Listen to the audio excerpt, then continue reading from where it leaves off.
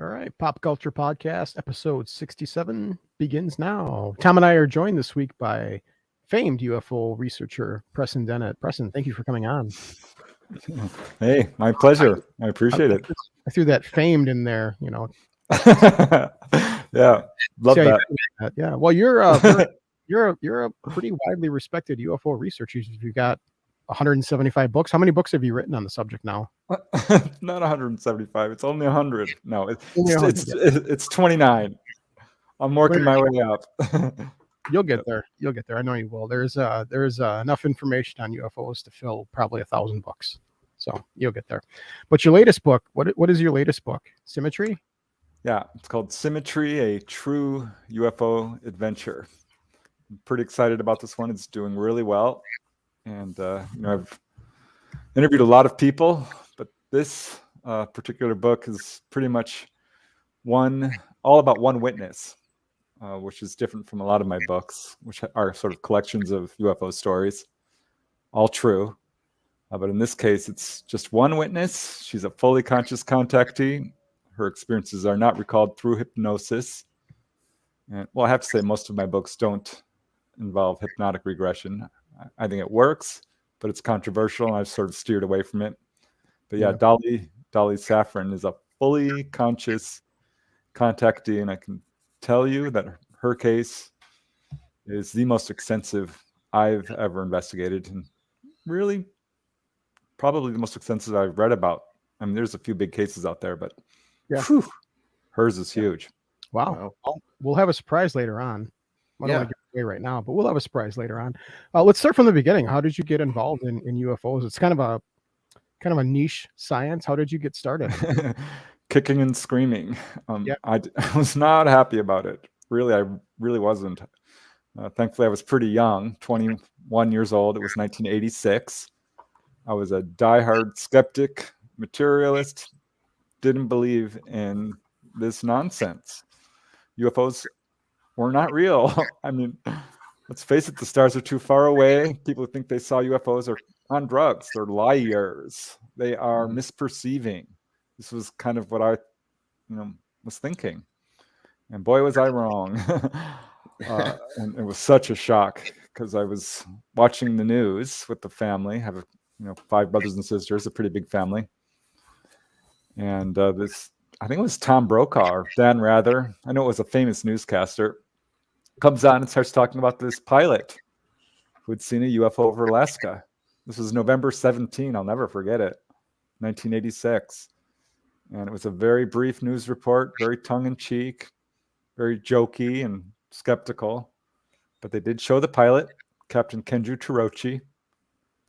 Really told nothing about the case. I later learned it's a huge, very well-verified case, very famous in this field, where the 2 UFOs tracked this commercial jet airliner, Japanese commercial airliner. And it was on radar and multiple witnesses and so forth. But none of that was on the news report. Just, this guy thinks he saw a UFO. Have you ever seen one, Jane? No, I haven't. And I remember in 86, I don't remember if UFOs were really a big thing back in like the mid 80s. I think we were more worried about the Cold War. And anything UFO was like Soviet, right? Everything was coming from the Soviets. Not like it is today, that's for sure. Right. I remember. Well, the Travis Walton case was 1975. That's true. Yeah. And there was the Charles Hickson and Calvin Parker case that got a lot of attention. Betty and Barney Hill. Right. But that was, there were a few cases circulating, but Whitley Strieber hadn't come out yet with his stuff. And the only time I ever saw it on TV really was that show In Search Of. With I love that, with Leonard Nimoy. Yeah. Great. Good old Spock. But so I hear this news report and I'm thinking, well, that poor deluded pilot, that's just sad. He's going to lose his job, I bet. He did lose his job. And I remembered my brother Mark, my older brother, said he'd seen a UFO years earlier. Came running at the house so excited. We all just kind of looked at him and shook our heads and like, go away, Mark. You did not see a UFO. So, but I asked him about it. I'm like, Mark, did you hear about this crazy pilot? He says he thought he saw a UFO too. And what did you see? And I was somehow ready to listen. And Mark described this incredible sighting. A metallic disc, treetop level, colored lights around it, totally silent, a few hundred feet away, closer actually. In the beginning, he chased it in his car. Yeah, pilots have been seeing things for decades. Ever since people have been flying planes, people have been seeing UFOs in planes. Yep, I've interviewed several pilots. Yeah, the story that the government wants to use now is it's lens refraction. It's all in the lens. It's camera malfunction. Well, people were seeing this well before this technology existed. And they were getting it on old-fashioned cameras. So yep. I don't know how much you can really blame technology on seeing these UFOs, but you can't. It goes way back. You got to blame it on something, I guess. So, what do you think of Bob Lazar? I believe him. I mean, I don't know. I'm not a Bob Lazar expert. I haven't interviewed him, but there's several reasons I believe him. One being that he's not the only one saying these things. There's an army of whistleblowers coming out saying the same thing out of Area 51 alone. And every now and then I get little sort of tidbits. Like one guy. So Bob Lazar, just for people that don't know who it is, Bob Lazar, he's known as a conspiracy theorist, but he claims he was hired to reverse engineer alien technology.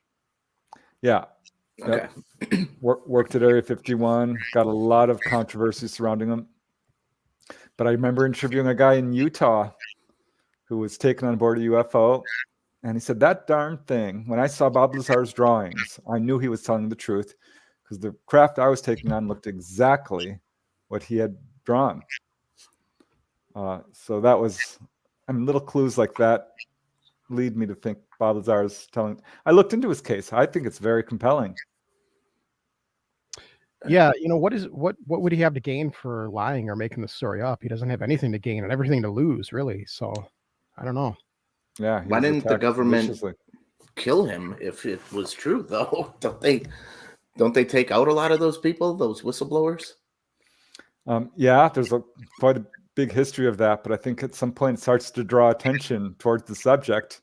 And if someone is public and vocal and then they disappear, that lends credence to. So you got to let them. You got to call them conspiracy theorists and smear them instead. Yeah, this is why I think we have a lot of whistleblowers who supposedly signed NDAs, non-disclosure agreements, and are not being prosecuted, because to prosecute them would be to say your story is real. Okay. Well, basically you've been following what the CIA and everything has been letting out, pretty much saying that these are aliens. How do you feel about nobody caring nobody around, everybody's just going yeah, duh, we knew there were aliens. Yeah, well, it drives me nuts, and it's a short drive. Yeah, I don't understand it. This is what kind of made me do a double take when I found out UFOs were real. I'm like, why isn't this being taught in schools? Mm-hmm. Why is nobody taking this seriously? People are being taken on board. There's a government cover-up.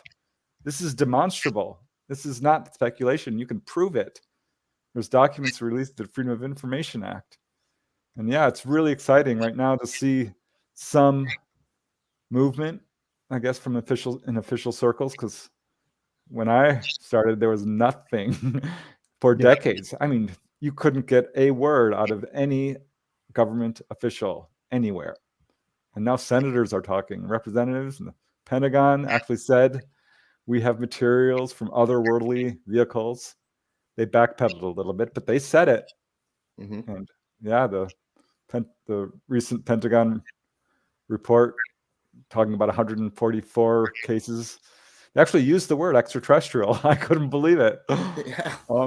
They said, well, some of these, one's a balloon, some are probably, like we said, lens flares, some are Russian, Chinese technology, we think, maybe even our own technology, which made me laugh out loud when they said that, because I'm like, wait, some of this is you and you don't know it? I don't trust them. I'm sorry, I just don't. They've lied. for decades, and I don't think we'll ever get the truth from them. They know Roswell, the Roswell crash happened many years ago. They know about that and have still calling it a mogul balloon. It's one of over 100 crashes. The crash retrieval phenomena is wide. I mean, it's much more extensive than people realize. The proof for UFOs is in the public arena. It's there. Landing trace cases, implant removal cases, medical evidence. I'm not quite sure if I saw it on the Discovery or History Channel, but they showed some sort of map of where they found crash sites, and they all happen to be in first world countries. Do you think that has something to do with finding stuff, developing it, and moving your, like reverse engineering it, making your economy better and becoming a world power? To some extent, I think, once the government gets a hold of this technology, it's definitely a boost. But the problem is they're happening everywhere, and the countries like the U.S. will go and scoop them up wherever they are. I expect it's worldwide. But I know, according to the whistleblower reports and the people who've specialized in crash retrievals, there is a lot of them secreted, not only at Wright-Patterson Air Force Base or Area 51 or Edwards. Are these aliens crashing or getting shot down? Because this seems like they shouldn't be crashing that much. Yeah, I always wondered about that, and I've looked into it. Nobody's perfect, I think.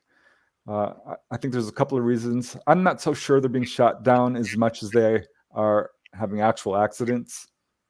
Again, this is not really my area. I'm much more into talking to contactees firsthand, but I follow all the research, and I have talked to whistleblowers, and it's my understanding that UFOs power themselves using magnetic fields of our planet, which are wildly fluctuating and very difficult to control. And also, UFOs are out there in much larger numbers than people realize. And I know this to be true because every time I've interviewed someone, I say, did you report your case? Did you call the police? No. Did you call MUFON? What's MUFON? The Mutual UFO Network or NUFORC? Almost nobody reports their case. And Mutual UFO Network receives 10, 20 reports a day. You can times that by 10, times it by 100. That would be much more accurate. So we're looking at 1,000, 100 reports daily, 1,000 in the US. And if that's true, and I think it is, that means someone's seeing a UFO at any given moment. These things are flying around in fairly large numbers. Why are they so interested in our planet? Like, why are we a big hub or something? Anybody ever tell you that?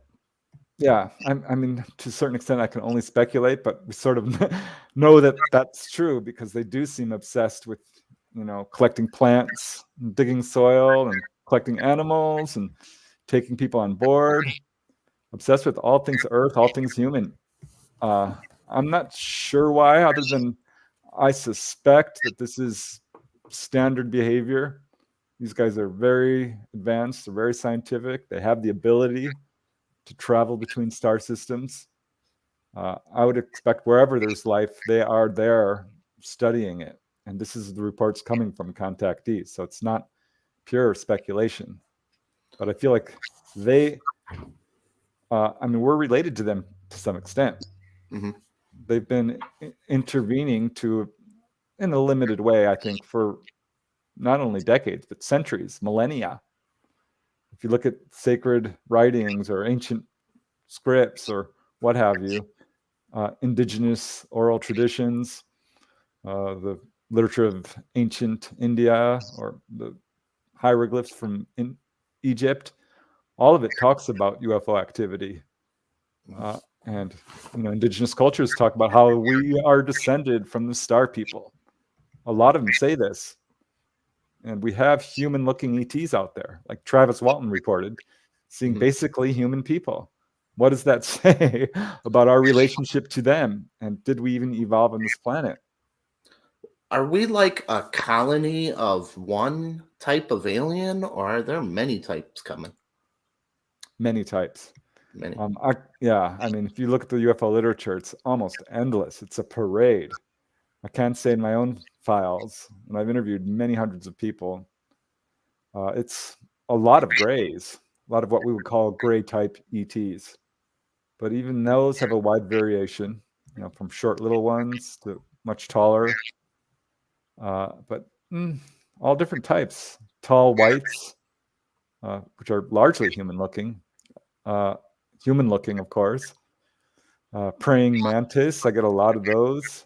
Short little, creep me out. Yeah, 9 feet tall. Can you imagine? 9, 10, 11. I don't like the 9-inch ones. I can't. It's fairly common. That's a pretty common type. But people talk about, there's 30, there's 40 different races. I'm like, if you look at it, it is almost endless. Because I get cases that are absolutely unique. People describe some things I've never heard before or since.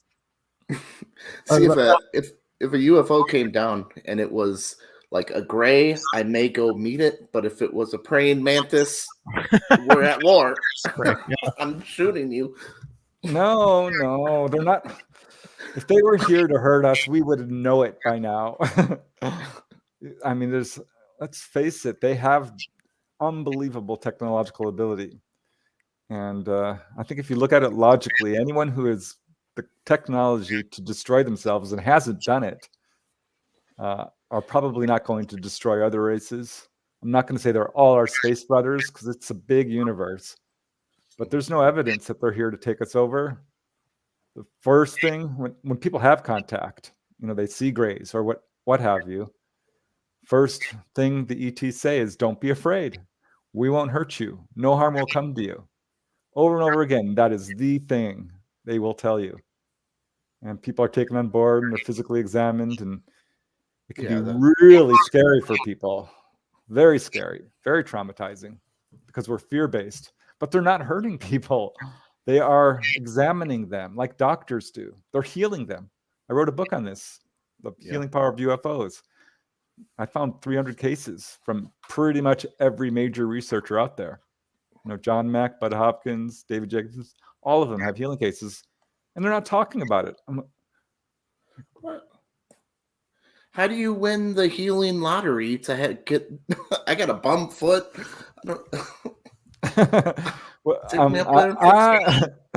They're healing a lot of people, I think, without them even knowing, because they do. I mean, a lot of people do not have memories of onboard experiences. When someone has a strong fear reaction, they will allow you to not remember because they don't want to cause you fear. But they are healing a lot of people. I don't think that they're going to heal everyone. They're wiser than that.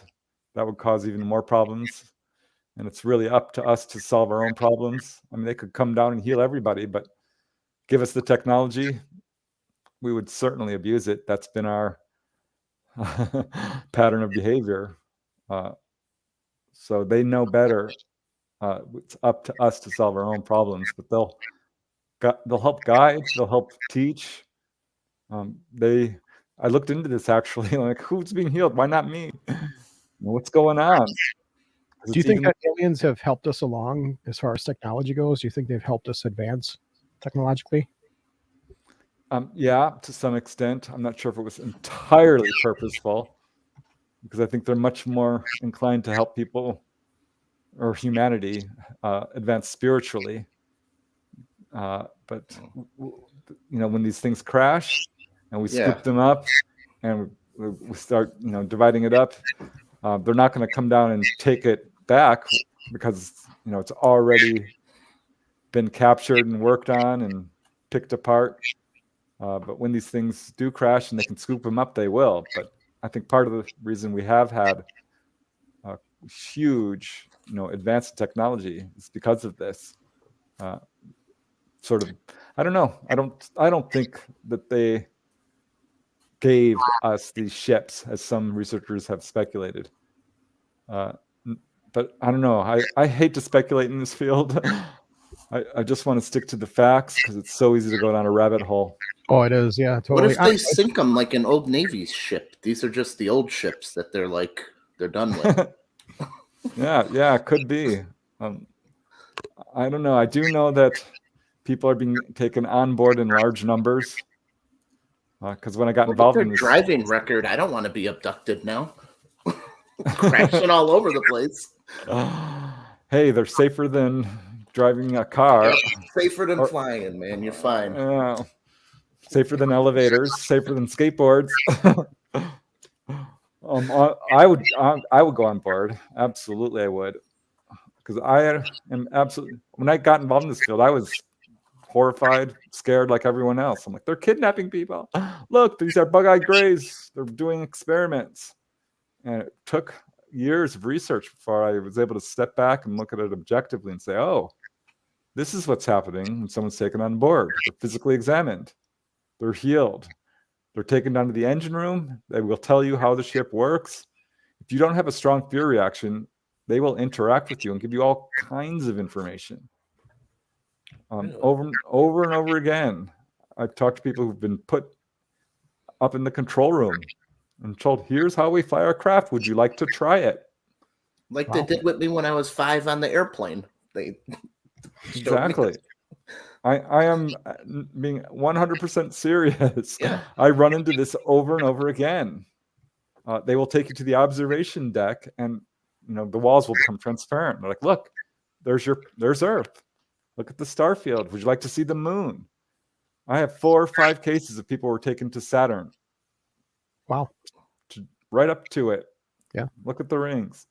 It's not, I'm telling you, these guys are not here to hurt us. We would know it. I have 0 accounts of what I would call outright sadistic behavior, where they're trying to hurt you or scare you. That is not their agenda. It just isn't. Show me a case that supports that, because I don't see it. Not in my own research, and most researchers, I think, would back that up. Yeah, I think if they were here to enslave Earth, we would already have been enslaved. I think they're just here to observe.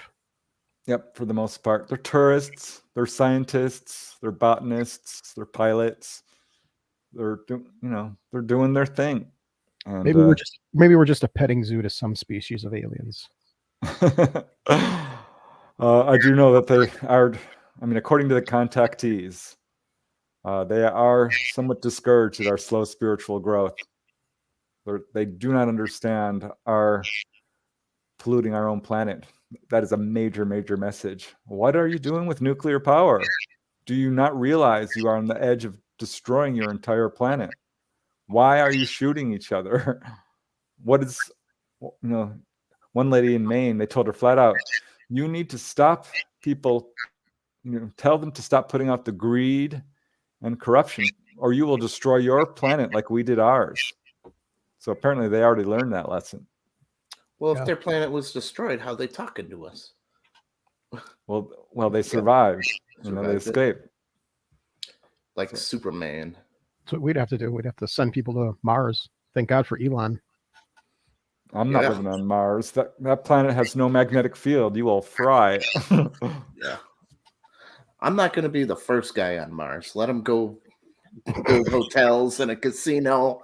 I'll go to the Mars casino when it's built. No, they better not put a McDonald's up there. That's all I'm saying. Yeah, that would be the first one.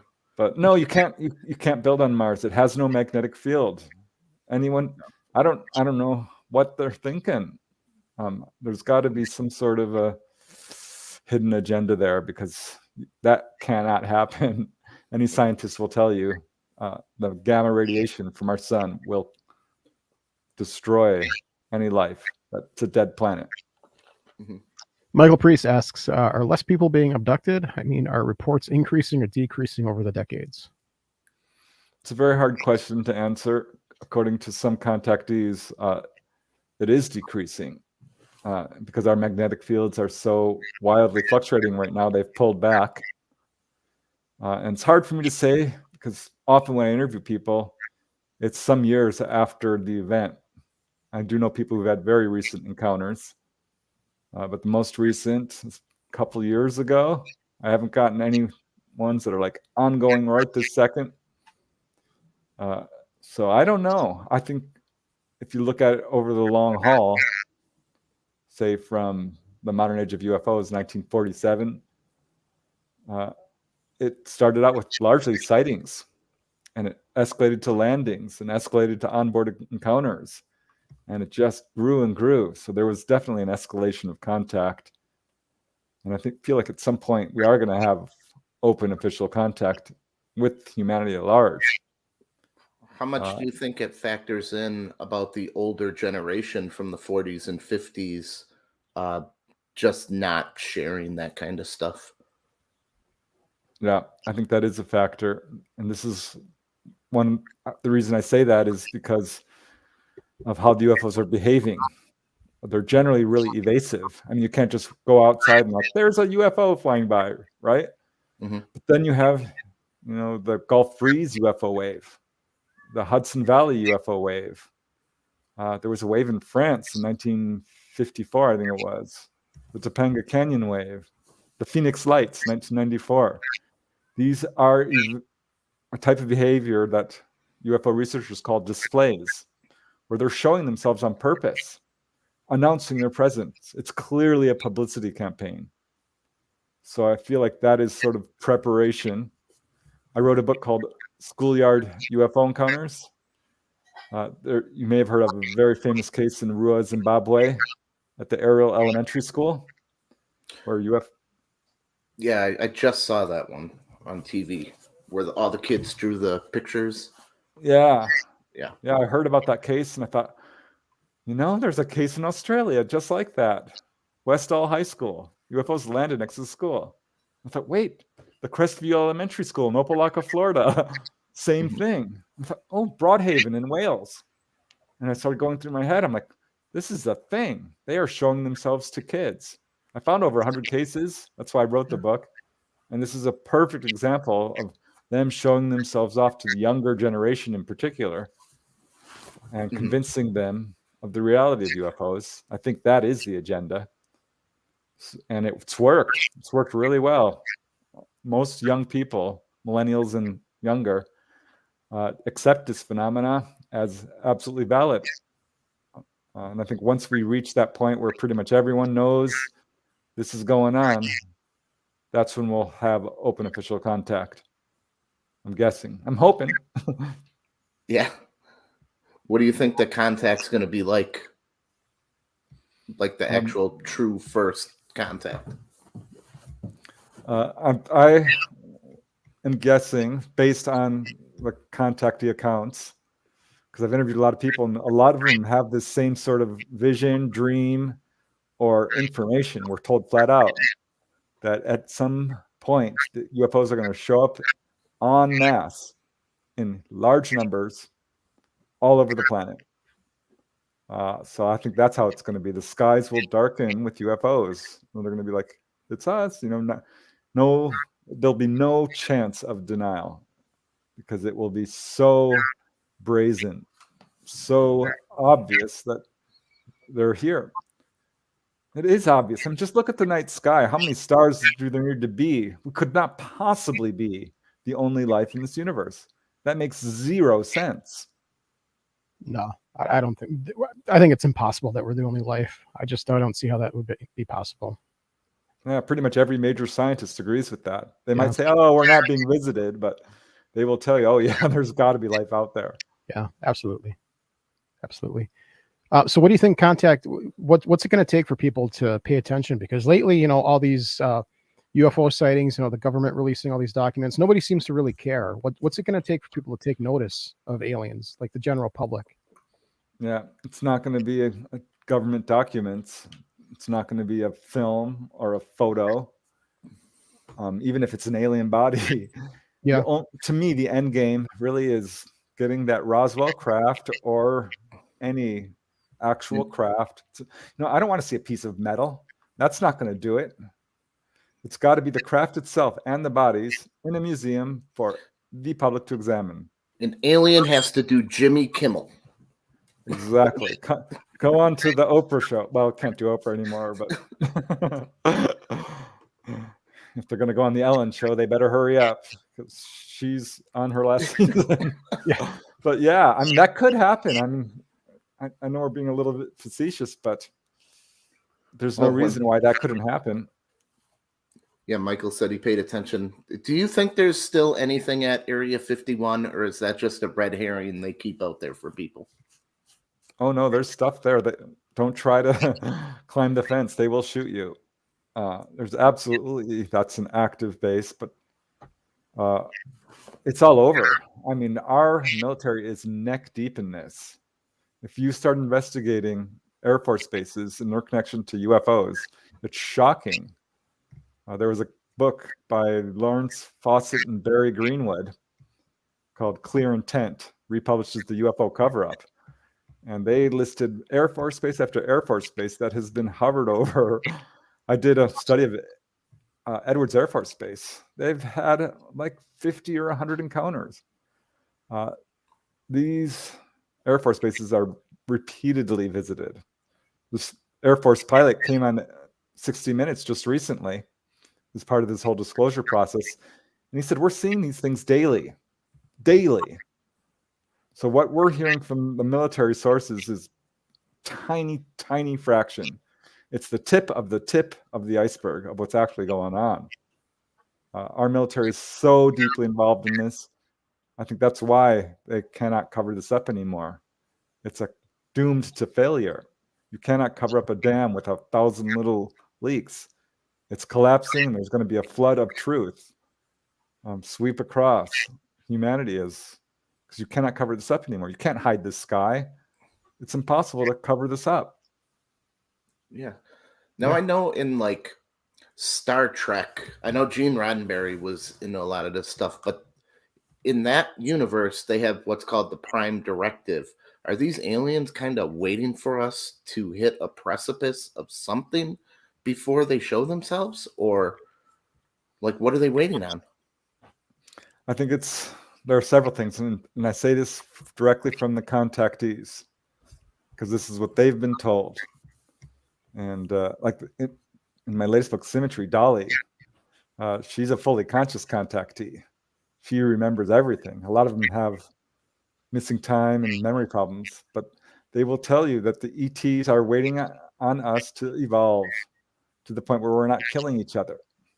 We have prejudice and hatred and divisiveness and ignorance and denial and corruption, which is really the leading cause of them not coming down. And this is why so many people are being contacted in a sort of, I don't like the word covert or surreptitious, but in a quiet way behind the scenes, not in a way that's going to cause a lot of publicity, because they're trying to wake us up. They're doing their best to sort of lead us on the path towards not destroying our planet, not destroying each other.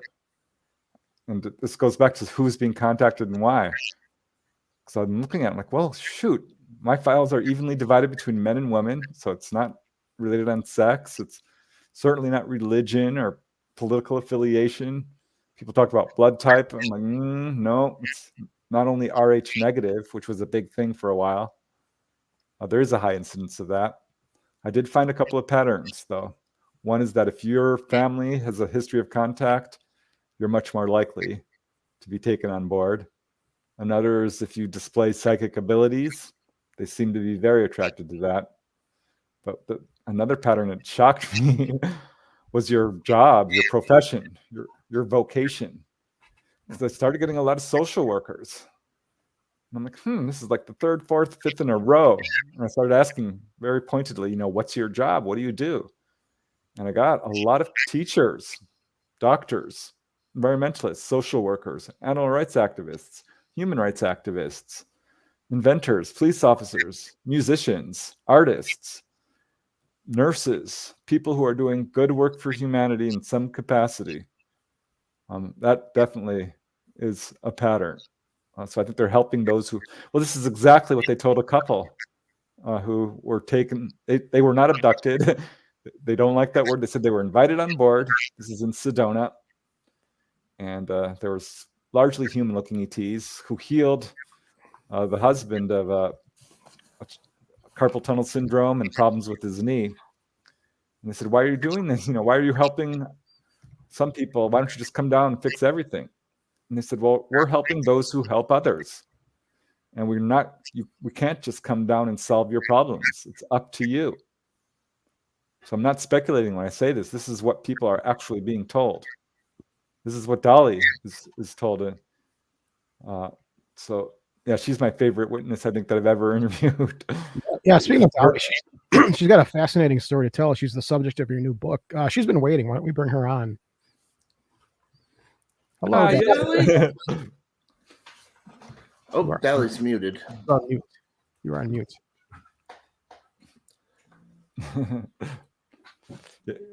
That's all right. Hello. There she is. Welcome, Dolly. Yeah, thanks. You've been so patient waiting in the green room behind us. And I'm just messing around over here. Okay. So, Preston, why don't you introduce us to Dolly and let's tell her story. Yes, I love Dolly. She has become a very, very good friend. She's contacted me 2016, so some time ago, when she decided to go public with her story. And she started asking her ET contacts, like, "I want to go public." And they said, "Are you sure?" And she said, "Yes, I think it's important because the UFO contact experience is being misrepresented." And they said, "Okay, go for it." And she started looking for researchers, and she didn't like a lot of the ones she was finding. And they said, "Don't worry, you'll find one." She kept looking, and they actually used my name. They pointed her to me. So that was a shock when Dolly told me that. So that's how we met. The ETs referred her to me. There you go. You got a reputation. Now you have to uphold that reputation for the ET. Yeah, it was quite man, humbling. do you got a bum knee or something? They know who you are. Just send a message like, "Hey, back's a little sore, buddy. Hey, I'm waiting. I would like my hair back. Could they do that? That would be fun." Yeah. With that. But yeah, that's how I met Dolly. And she's had contact since age 1. It's 10 months. Yeah, 10 months. And had lots of contact at age 14, had a major experience, which she can tell you about, which she's like, "That's it. I am going to remember from now on." And she did. Yeah. Yeah. My first memory of anything weird going on, I was 10 months old. And I got levitated in my crib during nap time. And it freaked me out. I tried to flip over and go back down. Don't remember anything about it after that. It was traumatic, and it never left my mind. I've had multiple situations from that moment forward where things have happened. I'm able to levitate. I can do psychometry. I'm a psychic, wide open psychic. I have multiple abilities. They started taking me young. The most dramatic one was when my mom was pregnant with my brother. I disappeared out of the house. They couldn't find me for hours. My dad was called. They called the police. And I finally turned up in a little Utotem store in Miami, about 6 miles from the house. Trust me, I was converged upon. I refused to go anywhere with the police, so they had to bring my mom there, very heavily pregnant. And I was angry, upset, and crying. And they're all like trying to get me to tell them what the hell happened. And all I could tell them was, look, I got promised a balloon. Where is it? And didn't happen. They changed all the locks in the house. They got a ex-police dog. Her name was Heidi.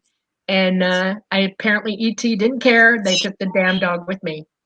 Wow. I went with my dog multiple times.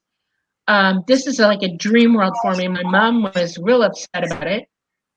My dad didn't comment ever until I was 14. And I used to take astronomy lessons. And when I was 14, I was out in the yard one night and I was doing my homework. It's 1 o'clock in the morning. It's summertime. And my dad said, "Go to bed." I had summer school that year. And so I said, okay. And I went and packed my scope down, got dressed for bed, sat in my window. I grew up in the Everglades in Florida and was looking out my window because I don't really sleep a lot. And I saw Orion was up that night. I love Orion, and started seeing about 100 lights in the sky that were not exactly stars.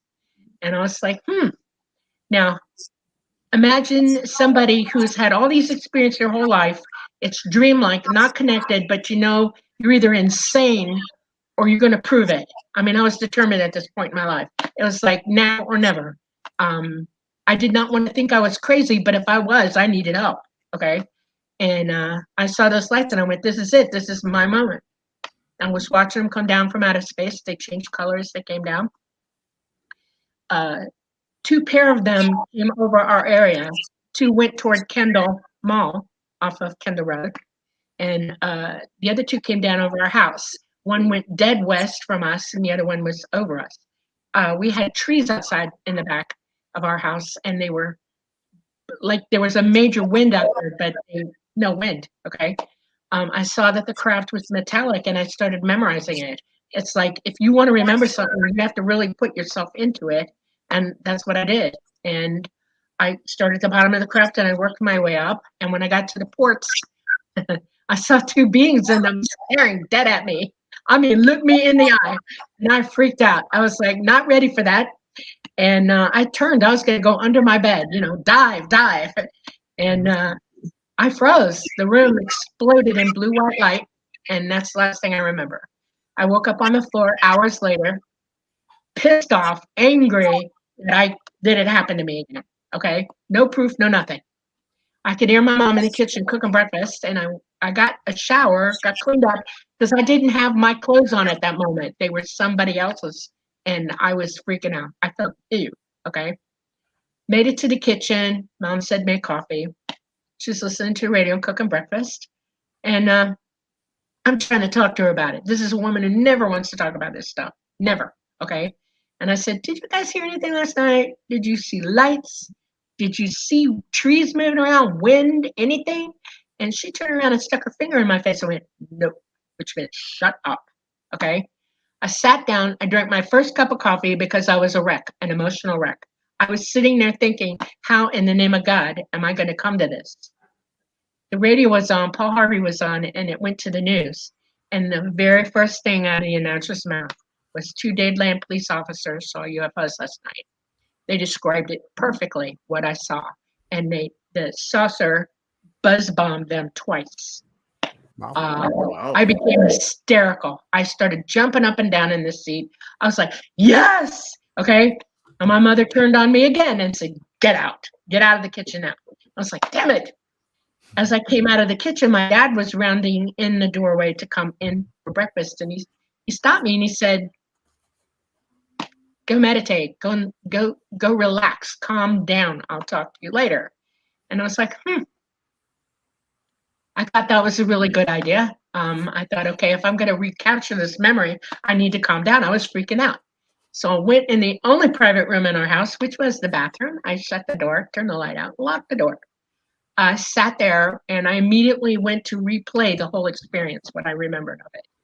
As I started replaying it in my mind, I was focusing on each thing, seeing it, feeling it, being there.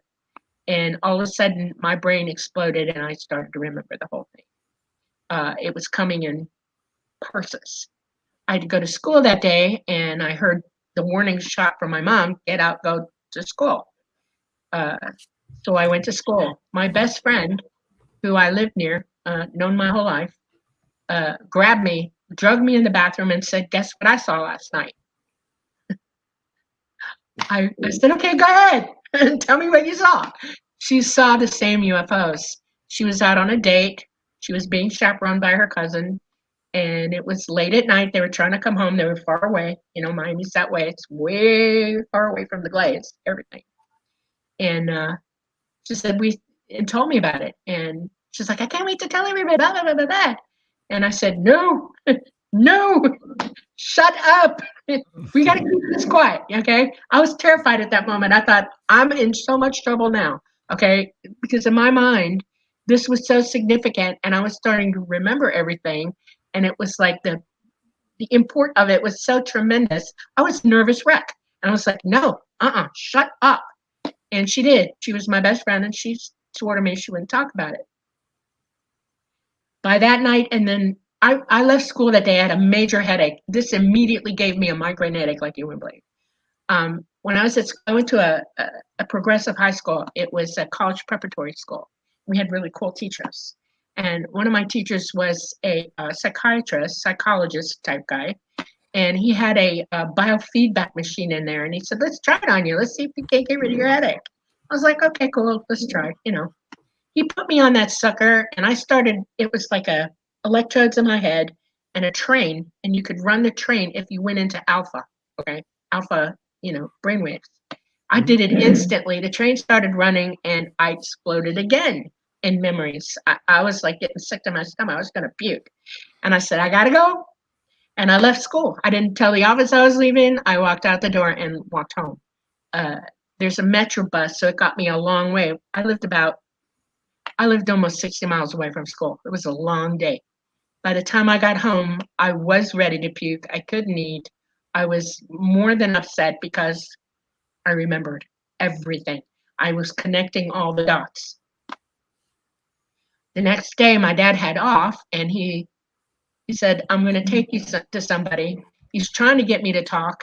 He took me out in the car, and he said, tell me what happened. And I wasn't really believing that he'd think I was normal, or, you know, I knew, Slat knew he was going to think I was out of my mind and take me to a hospital. And I climbed up, I went and talked to him, and he said, let me tell you something. I'm going to tell you something that you don't know that you're going to know now. And he explained to me that he was a contactee. He told me about his experiences. He told me a lot about the life that he was living. And I was like, oh my God, you know, oh my God. And he took me to a friend of his house. My dad worked for NASA. He knew some astronauts. And he took me here and he said, this guy's going to try to hypnotize you. It's going to help you with the freak out of this. I'm like, okay, you know, let's try. I'm unhypnotizable. I won't relinquish control of my own mind. But he was able to calm me and help me do breathing exercises to meditate toward focusing on what's important, okay? Staying calm. By the way, his name was Edgar Mitchell. I knew him for many years after that. He had an institute already, and I became part of it when I was younger. I knew, because Edgar counseled me, that I would be contacted again. There was no doubt in his mind, and that I needed to mentally prepare for it. And he said, whatever happens, just be ready, okay? About 4 days later, I got this incredible mental message download from a being that told me who he was, what he was, and gave me a ton of information all at one time. I mean, a huge amount of information in one quick burst of thought. And I was like, excuse me, I didn't get that. I was freaking out. I was like, what the hell was that? And they gave it to me again. And this time I paid attention and I realized that I was about to be picked up that any day. And I had to be clean. They wanted me clean. They wanted to be rested, and they wanted me wearing something comfortable. 4 days later, a two-seater showed up outside my window. They dropped in an energy ribbon into my room. A being came down, took me by the hand, and led me up this ribbon, this energy ribbon.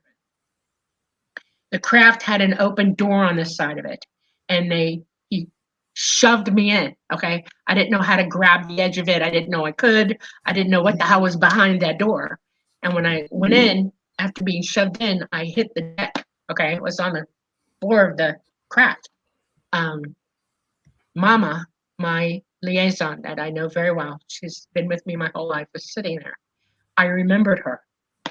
It was a shock to me because I knew this woman.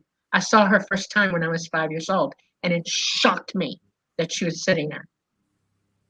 She counseled me and said, okay, do you know who I am? Yes. They ran me through the gamut of what I was feeling. I mean, I started crying. I was coming unglued on board. It's more than I can express to you what it's like to realize that, A, you haven't lost your mind. This is real, tangible. You can feel it. You can see it. You hear it. you can touch them, okay? And I was just like beside myself. And then this voice hit my head, and it said, "Hi, you know who I am?" And I was like, "Oh my God, I think I do." And he said, "My name is," and he told me his name, and it's a bloody long name that I can't pronounce.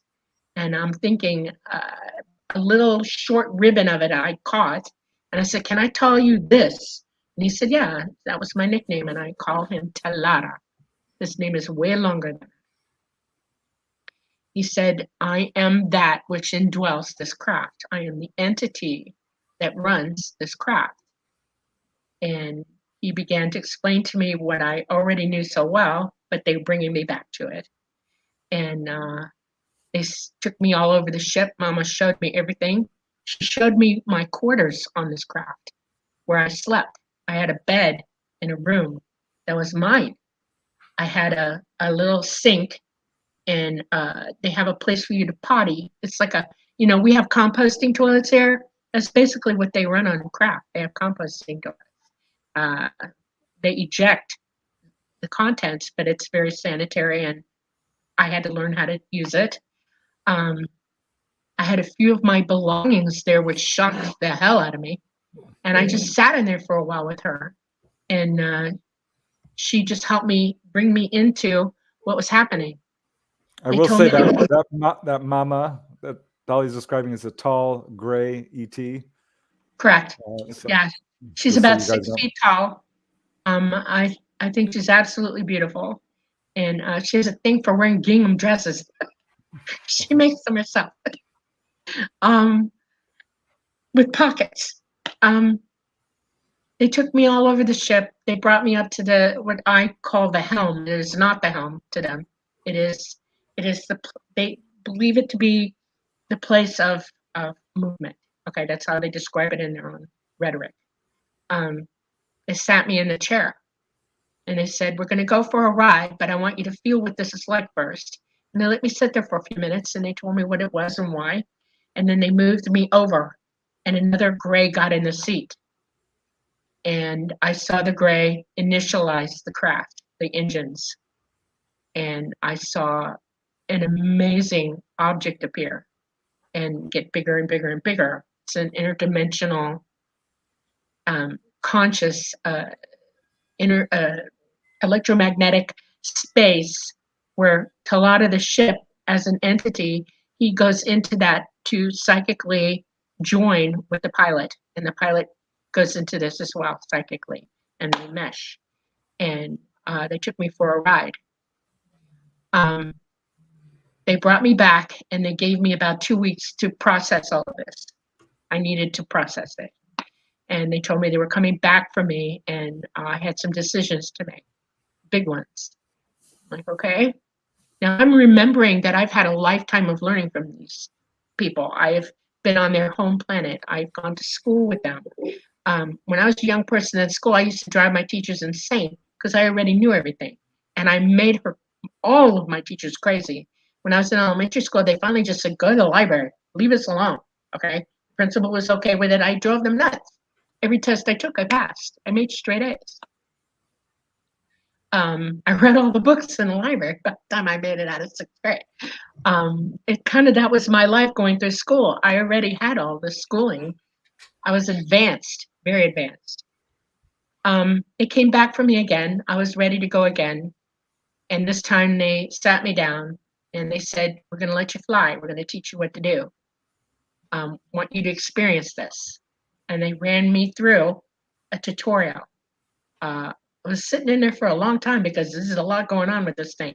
I did not run the energy ball. They brought up a control for me to use that had nothing to do with that ball. There was no way I was ready to use that. And I said, "Where are we going?" And they said, "We're going to go out into the system that you're living in, and we're going to go see a planet." And I was like, totally, wow, okay, which one? And he told me which way to go, and we went to Saturn. It only took us, after getting it out of our atmosphere and up into space, it only took about less than 2 minutes to make it to Saturn. That's when I realized that craft in space runs about 24,000 miles an hour at start. Okay, and it goes much faster than that. Let me just jump in here because this may sound incredible, but I have to tell you, Jay Gardner, a guy from Virginia, same darn experience. Sat him in the chair, like, want to take you. Took him to Saturn. This is also reported by Ray Fowler, Leo Sprinkle. This comes up quite a bit. It sounds crazy, but I'm telling you, this is what happens to people when they're taken on board a craft. Yeah. They're taken to the control room, or what did you call it? The room of movement. I always learn something new when Dolly talks. She's got so much to share. But I think it's fascinating that all these people have the same experiences. They've never met each other. They don't know each other's stories, but yet they have the same experiences. So I just think there's a lot of us. That's incredible. You're exactly right. I used to ask about that, and I had a lot to learn, and it wouldn't have done anybody any good for me to get involved with somebody else's experience while they were doing this. I went to school with a lot of people. I had classmates. I was involved with them. And when I started learning to fly, I wasn't with anybody. That was totally me being taught one of the hardest things I've ever learned how to do in my life. And it involved no one else but me on board that craft with Talata and 2 other Greys. It has to be that way. It is extremely advanced, controlled, and when you run a craft psychically, you can't be distracted. You can't go anywhere else in your head. You have to be part of this, and there's a lot to learn for that. A lot of training. I trained from the age of 15 all the way to 19 for that, and I flew for the first time when I was 19 years old. It is so involved that I still play what I'm supposed to be doing in my head when I'm at home on my own. I never, ever, ever stop practicing what I have to do. It is that involved. Wow. You become one with the living entity that has indwelt this craft. The craft becomes alive when he does it. It's like you have an astral body that lives in your body. It runs your physical body. You're indwelt by your own astral body. The craft is very much like that. It becomes the living being of this entity who's indwelt it. It is very much alive. Their abilities are so in advance of us that there is no way, none, that you could totally conceive or understand what I'm telling you. I'm giving you the best explanation I can for your level of understanding. It goes multiple universes and eons past that. I find it ironic that we have back engineered some of their craft and their ability to do certain things. The back engineered craft that they have is never going to be what those craft are, though. They can't indwell them. They can't run them that way. They don't have the same type of nuclear power. The nuclear power that they're running in the back engineered craft is so dangerous, it kills people. It killed 3 guys the first time they ever tried it. I mean, that's how serious the situation is. They couldn't run it psychically. They were downing them on a regular basis. I feel sorry for Lazar, because Lazar had a very huge grasp on how those craft run. He knows more about them than you realize. And he totally refuses to help them because he knows that they'll never, ever attain in this lifetime, in your lifetime, any of their abilities. Totally. Wow. Well, that was a amazing story. What I can't believe is that your parents would let a 14-year-old have coffee. I know it. I know. Yeah, worse than that, my brother let his small children have milk coffee, okay? Pissed me off. I was like, what are you doing? They're hyperactive. They need coffee. So have you encountered only the gray aliens or no? Any other type? There's multiple types of grays. There's a whole ethnic group of them.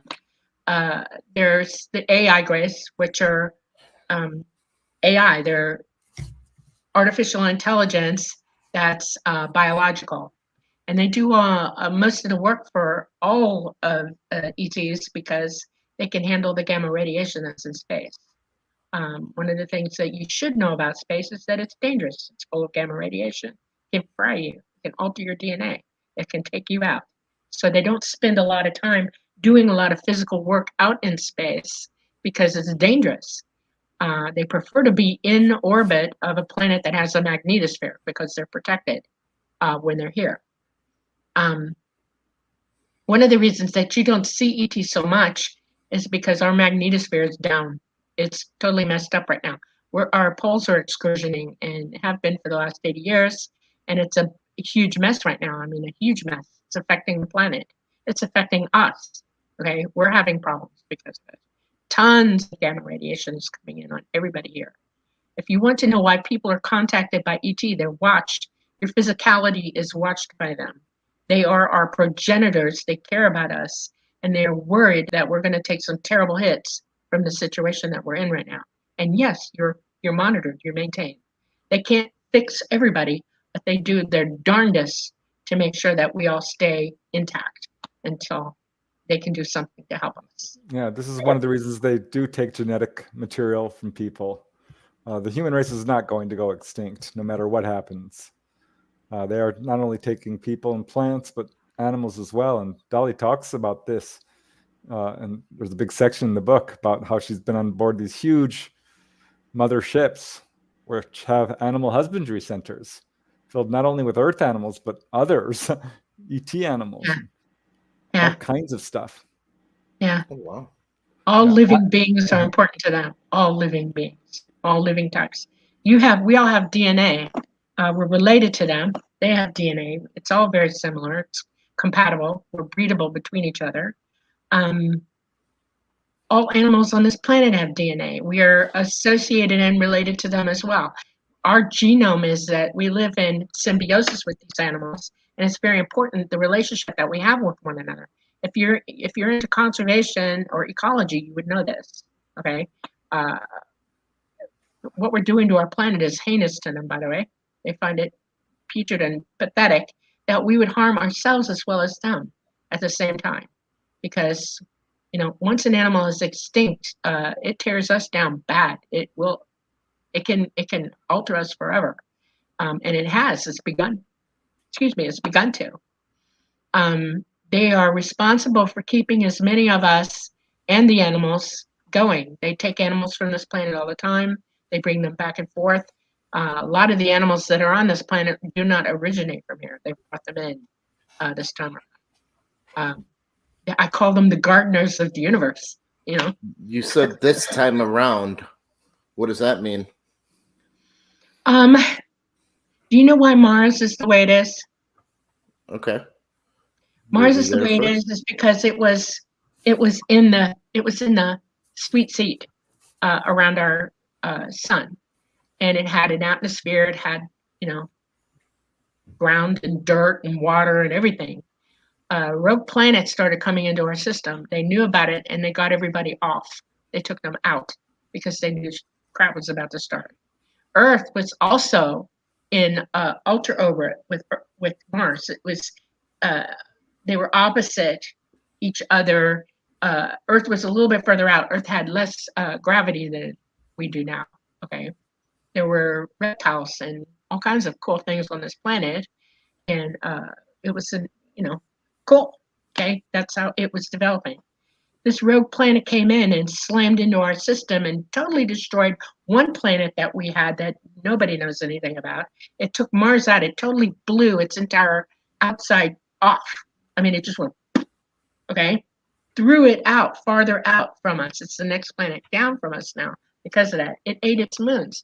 I mean, if you look at the moons of Mars, you can see absolute damage, Mars has a dead core. It killed the planet. Its magnetosphere does not exist. There's no activity on Mars other than it's what they call outgassing. Mars was much bigger than it is now, and it is shrinking up because it is outgassing. I find it phantasmagorical that Elon Musk thinks to tell you that he's going to go to Mars. He's crazy, out of his mind. It's not going to happen. It would kill everybody that goes there. You can't dig deep enough or build anything enough. There's no technology for this whatsoever. And yet that's what he's aiming for and he talks about. Find it, like I said, it's just unreal to me that y'all are thinking to do this stuff. Earth. You gotta have a vision. That's how you advance, right? We'll send you somebody know to what? Mars. We'll see them all die, and we'll go, okay, new planet. How about let's tell our people the truth about where everything is and why. Let's tell our people the truth about what happened to Earth. Earth slid into the spot that Mars was in. But the slam was so hard, the hit was so hard that it jostled the entire inside of our planet and made parts of it bulge, huge parts of it bulge. It's not a perfect cylinder in there. It has huge bubbles of magma that are going in different directions. We have a wobble. Our axis is impaired, greatly impaired by what happened, and it wobbles as well. Our planet does a tilt, the tilt and the moon kind of give us, a type of gravity that gives us seasons and everything. That was really cool. They thought that was a great way to bring humans back into the solar system, and they considered it greatly. This is 280 million years ago. There have been a problem, though. They woke up to the fact that every 12,000 years, there's a 12,000 year cycle, there's a 6,000 year cycle, and there's actually a 4,000 year cycle with this planet and with our sun and the way they interact, including our entire system. Every 10,000 years, our sun goes into solar maximum. We have a current, an electromagnetic current sheet that comes and slices through us. I mean, we're not stable in space. We're all moving. Our whole universe, our solar system is moving through space. We don't sit in one spot. That's crazy. We move, okay? And there are current sheets all over the universe, and one of them is on top of us right now. It ignited our sun to change its polarity about 80 years ago. Every single planet in our system is now doing the same thing. They have proof of that. They're watching it occur. Like Neptune just went cold. Did you know that? No. The planet has electromagnetically changed its pulse. It has one hot spot on the South Pole, and the rest of the planet just got real damn cold. And they watched it happen. This happened in the last 3 weeks. If you pay attention to science and what's going on around you, you would know this. Every single planet that has a magnetosphere and poles that are operating are changing their magnetism. Earth, the excursion is now speeding up to the point that they're looking at it probably going to happen a lot faster than they anticipated. We have issues with that. Our sun is now in solar maximum, and our magnetosphere is down. What do you think a CME is going to do to us? Do you all know what the Carrington event is? Have no clue, do you? No. Yeah, you weren't educated properly. The Carrington event happened in around 1859, and there was a CME of such significance that all the new telegraph poles and all the new telegraph wires worldwide burned to the ground, gone in 1 hour, burned all to the ground. It shocked everybody back then. It shocked them. How you didn't learn that in school appalls me, okay? Look this up. Yeah. Well, you were deliberately lied to. That's fine. Okay. Yeah, a CME is a coronal mass ejection. Correct. Preston, I get those once a week at least. Yeah, it's okay. So we're in this ongoing calamity. Our planet is now going through this. Our sun is being bombarded by space dust. It's collecting on the surface of the sun. There is no such thing as black matter, by the way, dark matter. It does not exist. They have never proved it. It's a failed theory, failed hypothesis. As a matter of fact, 3 months ago, they realized it, okay? Do you know about it? No. Everywhere in the universe, because you can't see it, is plasma filaments that connect all the galaxies together. Space is heavy with stuff, okay? Elements, plasma, all of it. Electromagnetism, it's huge, okay? The sun is collecting this crap on the surface of it, and it's going to micronova. You got to see a micronova in 2019. You remember Betelgeuse and it got dark? Did they tell you the truth about that? Hell no. That star micronovaed in front of you. That's what happens. Micronova shoots out the entire outside surface of gathered stuff on the star, and it becomes a bomb to the entire solar system. It's not just Earth that's going to take this. It's all of it, okay?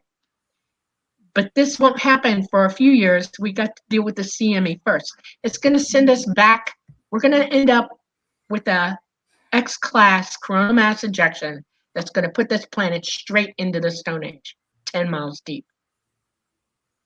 Yeah, there's You're a not number of telling me. contactees who have said this. This is not unique to Dolly. This is a very common theme among contactees. The ETs have been warning about this for a long time. Very long time. They have a plan, but we live on a planet where the powers that be here plan, the 1%, plan to survive it, and they don't care about anybody else, nobody. And they have gone to great lengths to prepare for this. All those underground bases that you think are underground bases, I'm sorry, honey, those are shelters. They're government shelters, private shelters, you name it, all over this planet. There's a huge seed depository in the north, the Nordic North, in I think it's in Norway, maybe. There's all kinds of stuff already planned and implemented on this planet to take these hits. They think they're going to survive it. I find it funny. My father was an architect. He worked for the U.S. government, and he was one of the architects who helped design a lot of this stuff. I know about them. This is real. There are no ET underground bases that are working with our government either. That never happened. They tried to talk to Eisenhower, the alt government that Eisenhower didn't even know existed at that time, or helped, well, I want to say, maybe he helped create it a little bit, became paranoid, idiots, and ET went, no, not playing with you people, you're crazy. Especially because we developed nuclear power and started setting it off. Nuclear power is dangerous. It's dangerous to everything, everybody, and everyone. It doesn't just affect you in a temporary way, or its half-life is not the entire problem. It rips through space-time. It rips through dimensional space. It is deadly, deadly dangerous. And they are not happy that we're doing this stuff. I want to bring something up. Preston hasn't heard me say this, but I'm going to drop it on you. I want you to understand something, that Nazis do not have flyable saucers. They do not have an entire esteemed fleet of them. They had crashes as well as we did, and they tried to back engineer them.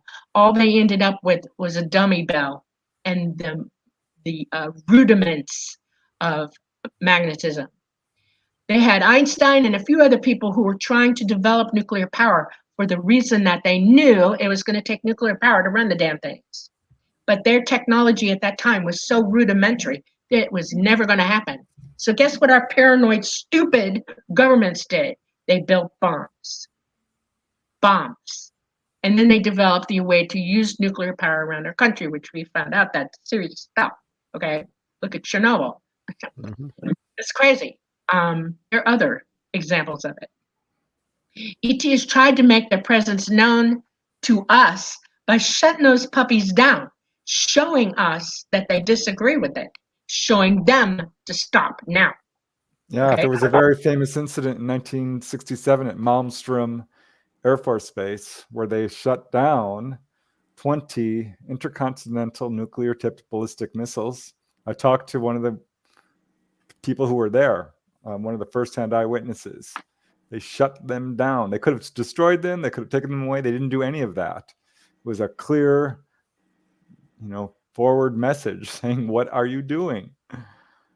There are major messages that have been left with the alt governments of this planet. NORAD got shut down by them. Do you know about it? Probably not. NORAD. They have gone all over this planet shutting down. They shut Putin down. Putin, they're all well aware of the fact that if we shoot one off, it ain't going to be pretty. They will not be happy about it. One of the reasons that I fear for us right now, because we're at the mercy of these dogs, is that ETs had to bug out. They're not here, physically here, not at all. The electromagnetism on this planet is so erratic and so dangerous to them that they can't fly here anymore. I'm literally stranded right now. There are those like me who are here also stranded. We opted to stay because the message is so important that you all just need to know the truth. Your job, according to ET, is to use your innate abilities. Start learning to become psychic. You have the ability. You have a pineal gland in your head. It should operate. Learn to use it. There are things that you can do to make it happen. Learn to hear them. CE5, because they do have drones who will come down and fly for you. They do have knights up there for them that are watching the planet and the solar system, the whole solar system, screwing up. They're watching it tick, tick, tick, tick, till it all happens. They can remote view you. They can OBE you. They can talk to you in your head from millions of light years away. They are still in communication with us. They have not left us. They are our parents. They care, okay? Their plan is pretty much to wait for that damn CME to hit us. They know they have no choice now. This is it, okay? Nothing they did or tried to do convinced the idiots on this planet to cut it out, okay? We are autonomous beings. We were put here and given free reign over ourselves, freedom. And yet you don't know that. You should be able to act and say how you feel and evolve with education, and you have not been given those opportunities. Wake up. That's the message. Wake up. You need to learn to hear them. Call to them. Use your mind. There are tools. I'll give you one right off the bat. I always like to say this one first. Russell Targ, God bless him, was a master at psychic ability, and he developed some tools for people to practice being psychic, to learn how to use it. It is called Psychic Trainer. It's an app. You can get it on Android and iPhone. Get it, download it to your phone or your computer, and start using it. Start proving to yourself that you have the ability. You may need to start meditating every day. You need to learn to open your pineal gland up. You need to clean up. You need to stop drinking bad water. I would stop eating meat. They really don't think the meat here is okay for us. It's full of hormones and all. It's just bad for us. They are meat eaters, by the way, are omnivores as well. And they wouldn't touch our meat with a 10-foot ball. Not at all. You can get holistically grown, organic, whatever, do that, okay? But do not eat from the big corporate companies. Bad, bad, bad. Yeah, I can confirm all this from other experiencers as well. Yeah. Spirituality is a huge part of this. This is one of their main agendas. They will take people who have the ability to, overcome their fear, and they come away from their contact with the ability to heal, the ability to do astral travel, precognition, past life recall, all of this. This is all natural human abilities. Your innate ability. It's in your DNA. You were born to do this. You were born to do this. And if we can do it, if we can become telepathic overnight, we will overcome the greed and the divisiveness and the corruption and the lies that is choking our society. And Twitter would be gone. That'd be 44 million right up the ass. Well, that's important. Okay, I'm glad you said that, because negativity needs to go out of your life. You need to stop listening to negative anything. You need to stop gaming. You need to stop listening to the government talk to you. I mean, get away from it. Turn it off, because it's now niggling you. It's now being processed to you, whether you like it or not. Okay, there are things you can do to protect yourself from it. 5G is bad. They have a supercomputer in the Arctic that actually is psychic now. It can read your mind. It does. I'll give you, for instance, how many times have you been on your phone or around your house and you're thinking, I need to check this out. Okay, something's interested you, and then suddenly all over your bloody phone there's commercials for it. And if you haven't noticed that, oh my God, you need to watch. Tempt it to do that to you. It will. It can hear you. Your phone is listening to you in more ways than you could possibly understand. Yeah. Okay. Go off grid. Get out of your house. And I'm telling you, you need to watch the skies. There's several places that you can stay abreast of what the sun is up to. Within 6 months of that CME coming in, they will tell people it's about to happen. You need to get the electrical components out of your house, or it will burn straight to the ground. Remember the Carrington event? Anything electrical, all wire, all digital, anything will burn straight to the ground. You will lose everything. Get rid of it. Plan to be off grid. Learn how to grow your own food. Learn how to take care of yourself. Because once that CME, that X-Class CME hits, it's the Stone Age, and you're fighting for your life at that point. ET still needs 6 months after that happens. And I'm telling you, it's not just that's going to happen. Every satellite that surrounds this planet is going to hit the ground. All of it. All of it. The government's plan to bring the ISS down in a year and a half. Want to know why? They don't want that M thing to hit anything that belongs to them or that they've preciously kept for themselves. They're going to take it down in a controlled drop. They're going to drop it into the deepest part of the sea. And if you don't believe me, look it up. It's going to happen. Look on the NASA site. They're already planning it. Yeah. Ultimately, it's good news for us. It really is, because we can't continue to destroy our planet. No. If we're on the trend we are, we're going to, poison ourselves and nuke ourselves and, everybody's kill crazy. ourselves in 100 different ways. Yeah. And ultimately, what the ETs are going to do is, Dolly talks about Show this. up. Many other contactees have talked about this. This is a very common theme, that at some point, and we mentioned this earlier in the show, they will show up in large numbers and lift people off. And that will be an amazing you'll see, day. You will see every runway, every street, every parking lot, every place that they can put a craft down, they will. And they're going to open the doors. You'll already know they're coming, because they will send the mental message to everybody 48 hours at a time. We're on the way. Get ready and be ready to go. And when we open the doors, we're going to tell you, get on, because they're going to take us to a place where we can live. They're going to take you to a place where you can evolve. They're going to take There's some indication this is already happening. There's a whole phenomena, missing 411. A lot of people are going missing, more than would be accounted for by runaways and so forth.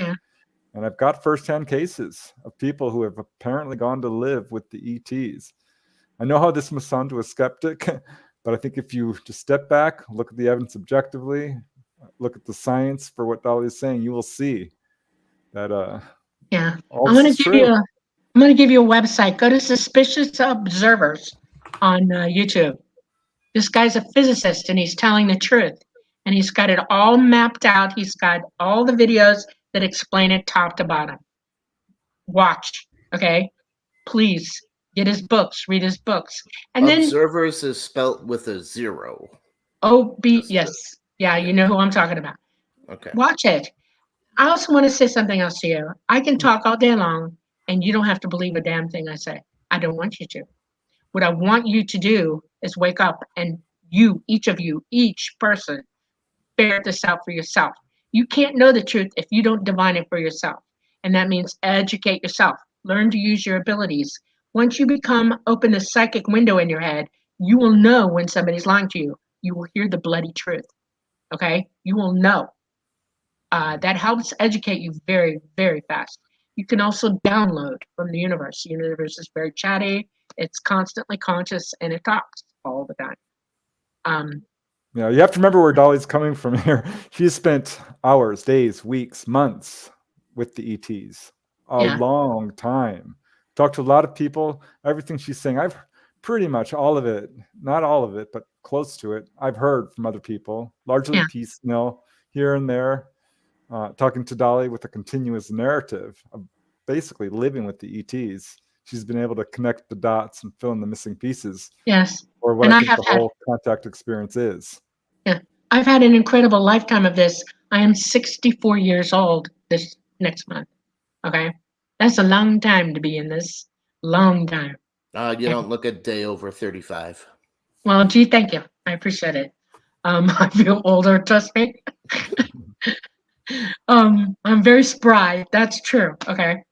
I'm a tough bird. Okay. I'm a hybrid, by the way. I have ET genetics. I'm not fully 100% from here. There's a huge percentage of me that's them. And another thing I will say is that Dolly has evidence to back up her story. When she decided to go public, she's been trying to get photographs of these UFOs that are coming down for a long time. They were very shy about it. But when she decided to go public, they're like, okay, fine. And she's gotten some amazing daylight footage, some nighttime footage, some close-up photographs. She's proven her story to me personally. So having interviewed a lot of people who are, you know, a lot of people's accounts depend on an eyewitness. She's got multiple eyewitnesses, people who corroborate her story. This is a big deal for her to go forward. She really thought about it. But I had to. I am not unknown to the governments of this planet. I am followed. I am watched. I am surveilled constantly. I actually saw that happen. And I've dealt with other people who've had this same problem. One lady, she had all her hypnosis tapes stolen. Another guy, I said, you know, write down your encounters. Write everything down. This is the first thing I will tell people who are going through this. And he did. And someone came in, broke into his house, and didn't steal his TV or anything like that. They took his contact notes. They are on. I've dealt a little bit with this myself, very peripherally, but I suspect all UFO researchers and definitely people who are major contactees. I want you to remember something else. Don't stop living your life here. Don't let what's going on around you get to you or take you out. Fight against it. But you still must live your life. You have karma to fulfill. And ET doesn't want you to be joyless. They want us all to be happy. They do love us. Okay? They want us to experience real love. I was very verbal about that. Make your life a happy life. You know, do what you need to do. Take care of yourself. Prepare. But don't stop living. Don't get despondent and think, oh God, you know, why even try? All life struggles, and we all have to work hard to do and go through what we go through. Keep going, you know, survive it. Just remember, there's no death. You're an eternal being. You've been in this universe since before the beginning of it. This universe recharges, recycles. It is an eternal physical construct that we use to educate ourselves and to learn. That's why you're here. You learn to embody wisdom here. That's why you're here. We all come from a place of source. Our intelligences are all together. We all know one another. But in source, it's like handed to you. It's like, I already know that. What do I need to worry about that for? You don't have any wisdom attached to it. You need to go and learn and embody, physically embody that knowledge and understand it wholly. That's how you ascend. That's what it means to ascend. Ascend in knowledge, ascend in wisdom. There's nothing here that you want to take with you, okay? Except the experiences and the knowledge, the wisdom and the love that you attain here. Think about that. You know? Keep living. Do what you have to do. That's what they say. It's important. Don't give up. Okay? That's good advice. That's great advice. Yeah. Well, thank you very much, Dolly, for sharing that story. I'm sorry everybody's got to follow you around now because you did it, but yeah, it's a little weird sometimes. It really is. I move around a lot because of that. Thank you both for coming on. This has been a really deep episode, but fascinating. I'm truly fascinated. I got to have you guys on again and continue this conversation, but I think it's time to wrap things up. You can buy Preston's new book, Symmetry, which details Dolly's story. That's on Amazon. Link is in the comments to go and buy that on Kindle or the paperback version. Preston, congratulations on all the success. Yeah.